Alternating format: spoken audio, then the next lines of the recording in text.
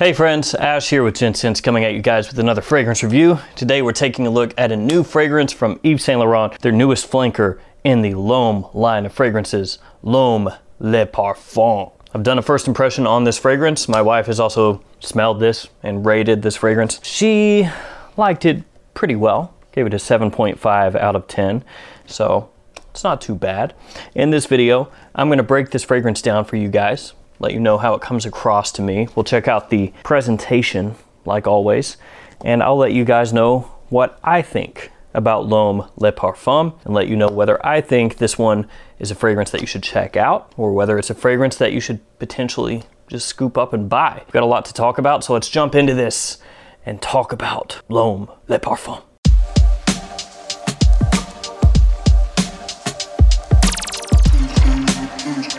Before we jump into this video too much, I'm gonna leave a link in the description to another YouTube channel. His name is Fragrance Fanatic. As of me filming this video, he's right on the precipice, right on the cusp of 1,000 subscribers. If you guys can check his channel out, maybe subscribe, throw a little love his way, I'm sure he'd really appreciate it. Just wanted to highlight him because I know he's been putting in time, putting in work, and he's right there at 1,000 subs. So if we can push him over that would be awesome. Like I said, guys, this is the newest fragrance, the newest flanker in the L'HOMME line from Yves Saint Laurent, a very, very popular line of fragrances, both L'HOMME and La Nuit de L'HOMME. And this one, L'HOMME Le Parfum, follows along with the tradition that Yves Saint Laurent seems to really love to do with L'HOMME and La Nuit de L'HOMME. And they've just thrown Le Parfum on the end of the fragrance and released it as a new one in an existing line of popular fragrances. L'HOMME is not quite as bad as La Nuit de L'HOMME, because with La Nuit de L'HOMME, there is a Le Parfum and there is also an Eau de Parfum. So yeah, it can get a little bit confusing with La Nuit de L'HOMME. And they also have a La Nuit de L'HOMME L'Intense. So this one is on the L'HOMME side of things, and it's L'HOMME Le Parfum. So I guess to an extent, this is like the L'HOMME counterpoint or counterpart to La Nuit de L'HOMME Le Parfum, and we can only assume that L'HOMME Eau de Parfum is going to come out in a year or two. Though they do already have Yves Saint Laurent L'HOMME Parfum Intense, or L'HOMME Parfum Intense. Yeah, just, there's a lot of flankers is what I'm saying. There's a lot of freaking flankers. First up, quick look at the box. You've got here the name of the house, name of the fragrance, and then size and concentration down there at the bottom. You've got the YSL on top, like in all of the L'HOMME and La Nuit de L'HOMME fragrances. Nothing doing on the sides. On the back, you've got your ingredient information, and on the back, you will find your badge code. And here is a good look at the bottle. L'HOMME Le Parfum. You've got the YSL on top of the cap. Cap does click into place like on all L'HOMME and La Nuit de L'HOMME fragrances. Then on the bottom, you've got your sticker with your badge code. And I'll go ahead and waste a spray for you guys. Like always, atomizer is fine, just like all the other fragrances in this line. So let's talk about this fragrance, L'HOMME Le Parfum, and discuss whether or not this is something truly unique or if it's a rehash or a retread of other things out there. So this opens up with cardamom, citrus, and an ozonic note. And the ozonic note is strong. It's almost headache inducing initially to me. It's really just in your face. It's got this typical modern, fresh, super sweetness initially. Now, that sweetness does start to fade away a little bit as the fragrance dries down, and it's most apparent to me in the initial opening. So when you first spray this on, it's like a big hit of fresh and sweet and kind of just mind melting in a not good way. Headache inducing. Not necessarily mind melting, but mind melting sounds a little cooler. That ozonic note does bow out pretty early on, so that fades away pretty quickly. And then you start to get geranium. A good amount of geranium comes in here, and it's very fresh. The lemon, which is the citrus that you're gonna pick up mainly in the opening of this fragrance, starts to become less obvious. It starts to become less of a note that you can truly pick out as lemon, and starts to become just a generic fruity sweetness to me. So you can smell it and tell that there's fruit in there, and it does come across sweet, though not as sweet or as strong as initially. It still does come across sweet, but you can't pick it out as a lemon. It doesn't have that tartness. It doesn't come across like a real citrus anymore. It's just like, oh, it's fruity and it's sweet, but I can't tell what it is. It's like that. And as that ozonic note dies off, cardamom kind of overtakes it, becomes more prominent. But the cardamom in L'Homme Le Parfum is not as dense or rich as in a lot of other fragrances.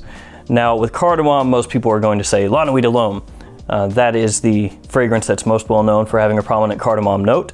The cardamom in here is not, to me anyway, really all that similar to La Nuit de l'Homme. It comes across more like a fresh cardamom in L'Homme Le Parfum, more like a light cardamom, like a lighter, fresher cardamom. Not necessarily light as in you can't smell it, but light as in it's a little more sparkly than it is your more typical spicy, sweet sort of cardamom that you'll pick up in a lot of other designer fragrances. Violet is listed as a note in here, but I don't really get too much violet. If there is violet, it's just a little bit of a green sort of freshness in here, but I don't pick up violet as a prominent standalone note. It just kind of melds in with all the other things going on here. And through the mid into the dry down, amberwood comes in very heavily in L'Homme Le Parfum. It's got a heavy-handed dose of amberwood. I've talked ad nauseum on this channel about amberwood, both in reviews and also on This Week in Fragrance videos with new fragrances coming up that feature amberwood, and it's very prominent in here. Yeah, through the mid into the dry down, amberwood is gonna be the main thing that I pick up. So it's gonna be the most prominent note, and all the others are kind of working in underneath it. Once that amberwood comes in, it's there to stay. So that's gonna give this a fuzzy sort of woodiness, modern woods, if you wanna call it that. Stays that way into the dry down. And in the dry down, L'Homme Le Parfum is essentially just a modern men's woody kind of fragrance. It's got a light cedar, a light clean vetiver, the amberwood that I just talked about, and remnants of the geranium from the mid in the dry down. There's also a little pinch of basil in the dry down, but not too terribly much. It is not anything really all that new or unique to me. And L'Homme Le Parfum to me is not even a really good take on these commonly used notes. Cedar, vetiver, especially amberwood, geranium, citrus, cardamom. These are notes that are used pretty often in men's perfumery on the designer side, and they're used together very often. And this one does not really stand out from the crowd to me. At times, L'Homme Le Parfum does remind me of the original L'Homme Eau de Toilette, just maybe modernized, if you want to call it that. Now, Armani did that very recently with Acqua di Gio Profondo, but to me, Acqua di Gio Profondo is more successful in being a modernized version of a classic men's fragrance, or a modern classic men's fragrance, than L'Homme Le Parfum is to L'Homme Eau de Toilette. When you put this up against Acqua di Gio Profondo, it just feels like Profondo was put together better, and like they had a better idea of what they were going for. With L'Homme Le Parfum, it almost comes across like they took L'Homme Eau de Toilette and they modernized it by taking other more popular men's fragrances over the past maybe 5, 6, 7 years, and just kind of threw those all into a blender, and then this is what came out. When I smell this, I can smell, like I said, L'Homme Eau de Toilette in here. Also, at times it smells like there are little bits and pieces of maybe Versace Eros, Armani Code Colonia, even a tiny, tiny touch of Paco Rabanne Invictus in here.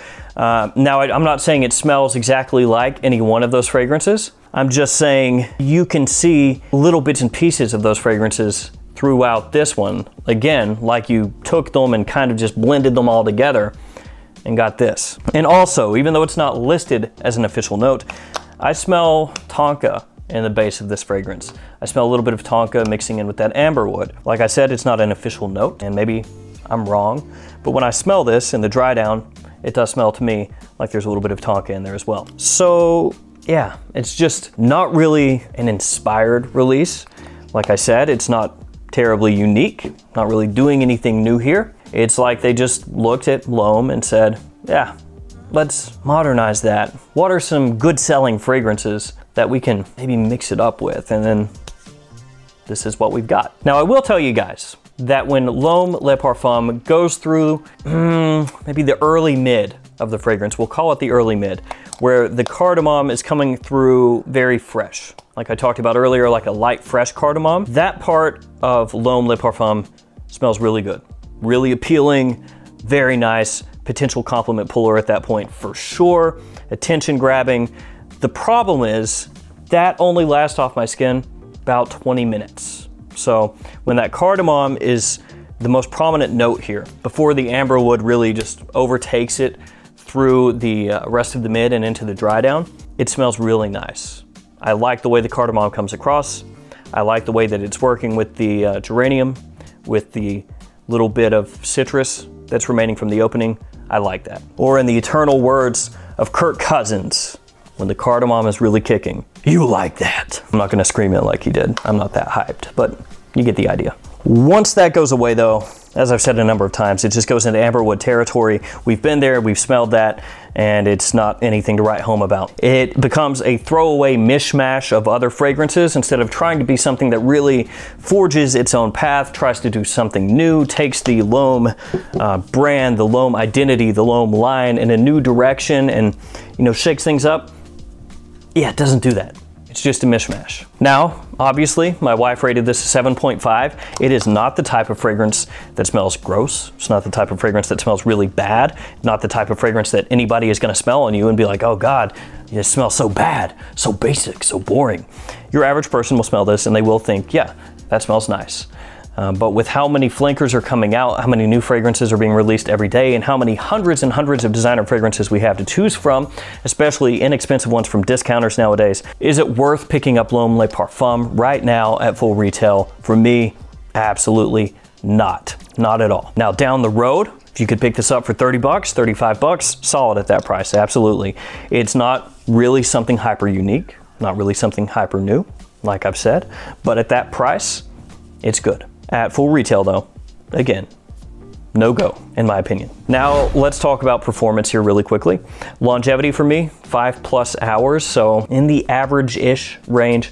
Projection for me actually slightly below average. So this one, despite being a parfum, an eau de parfum, is not really all that strong. It has not performed that well off of my skin. Not something that I would consider terribly weak, but I would consider it average at best, trending a little bit below average overall, again, because of the slightly lackluster projection. In terms of seasons, for me, this is nearly an all-season kind of fragrance, but I think the best seasons for this would be spring and fall, you know, where the temperature is a little milder, not too hot, not too cold. I think that's when this one is going to be best.